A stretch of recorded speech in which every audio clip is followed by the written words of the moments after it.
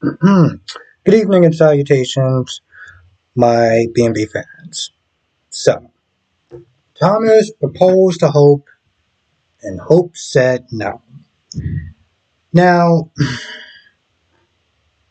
here's the thing about this episode. You can look at this and be like, Hope is in the wrong. She's the villain in this episode. She is turning down this man who is ready to give her everything, all of himself, and more to be with her. He literally worshipped the ground that she walks on, right? And she's like, no, I need more time. I can't, I'm still not over my marriage and I'm focused on other things, right? So one can easily look at this as though Hope is the wrong party.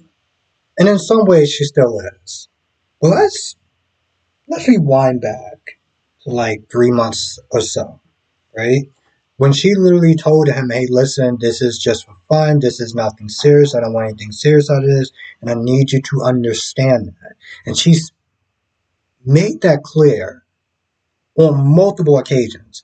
Multiple occasions, right? And he asked for her hand in marriage once. She said no. So what did he do? He made it into a necklace for her. Or, made it into a necklace for her and said, listen, when the time comes, you'll know, right? So you gotta ask yourself in some ways, did he really just set himself up from get-go for disappointment? You know? Because in all reality, you can kind of look at this and be like, she didn't lie to him. She didn't. All the time she kept on saying, no, I'm not ready. If this is going to work for you, let me know now. Right? So on on some level, on a lot of levels, although Thomas got angry, he got disappointed, he walked off, and she tried to stop him and everything like that, you can sit there and look at it like he's the victim in this. But you gotta remember way back where he did this under the jest of this isn't certain. She's not ready to commit, and you need to sit there and understand that. And that energy did not change. Although he might have wanted more, she wanted what she wanted. Okay? Let's go with that on that level. But then you can sit there and look at it and say, well, damn. At some point, you should have been responsible enough to pull back because you knew that he didn't have the willpower to do it. Right? I always sit there and joke around and called her the succubus, but maybe she should have sat there and not thought about what she was getting from him, but what it's ultimately going to do to Thomas. You look at that and be like, damn well he didn't have the strength to do it. You should have been a bigger person and just left at some point. You should have left the first time that he proposed to you and said, you know what, I'll just have this around your neck. You shouldn't have stopped right then and there. You probably shouldn't even started it because you knew exactly how you felt. And so in some sort of ways, although you sat there and told him, hey, listen, I don't want anything more than than this, you still let him on.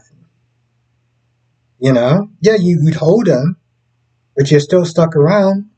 You're still there to sit there and get your rocks off. So in a lot of ways, you still let him on. You were out of pocket for that.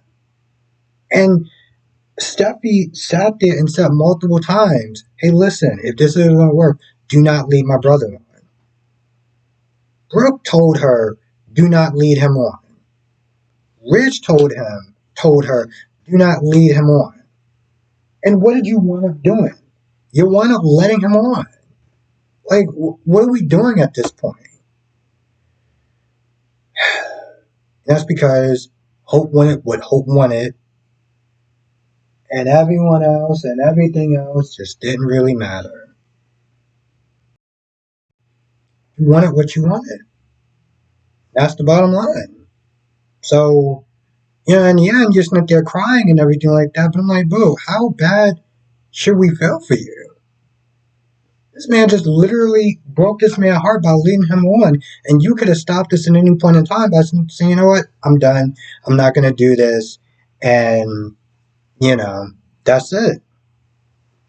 So it's a very complicated situation. Poppy is once again out of pocket by sitting there saying, hey, Finn, could you sit there and step in the role to be a father, to be a male figure in my daughter's life? Because, for a while I felt like, I kept not telling her because I felt like we were enough. I was enough for her. All she needed was me. All I needed was her. We were enough. Do you understand how self-centered that is? And how selfish that is? And you literally took the choice away from her and you practically manipulated her in every step of the way to sit there and have her just not ask those questions. That's wrong. And now you're asking, well, not really her cousin, but Finn to sit there and step the be the placeholder for that. That's messed up. That's just messed up.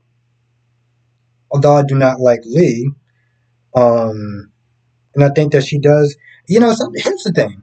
Here's the problem with Lee, right? Sometimes it's not so much the message, but the messenger. She comes across as very harsh, cold, unsympathetic, and mean spirited at times. She's not wrong in her assessment because everything happened the way that she said it was going to happen. But that's where it comes down to. One of my subscribers named Duan is always saying hashtag Lee was right.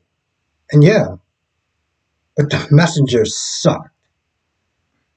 Um, Bill is there to sit there and just have Luna vent. At this point, I was like, Luna, you should just try to find your father on your own because this chick don't give a damn. Okay, she says she cares, but she really doesn't. She cares more about her being with you, and she's the only one that matters. And she does not care enough about your pain to sit there and get out of her own way to tell you who your dad is. So you need to sit there and do that by yourself. Stop worrying about her. Stop falling for her manipulations, because that's literally what she's doing. It's just really messed up to do to your own daughter. Again, we can sit there and say Lee was right. Lee, try to keep this tame. I mean, she's Lee. So you got that, the messenger. Um, Steffy was not there telling Liam after Liam was like, oh, you gotta sit there and worry about Finn's reaction. Bro, what the hell are you doing in her office?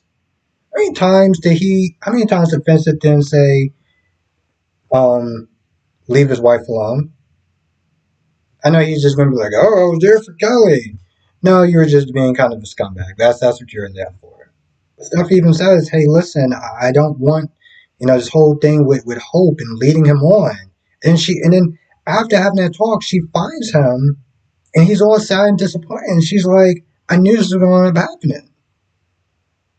Part of me is kind of just like, at this point, I think that Steffi should find Hope and whoop her ass.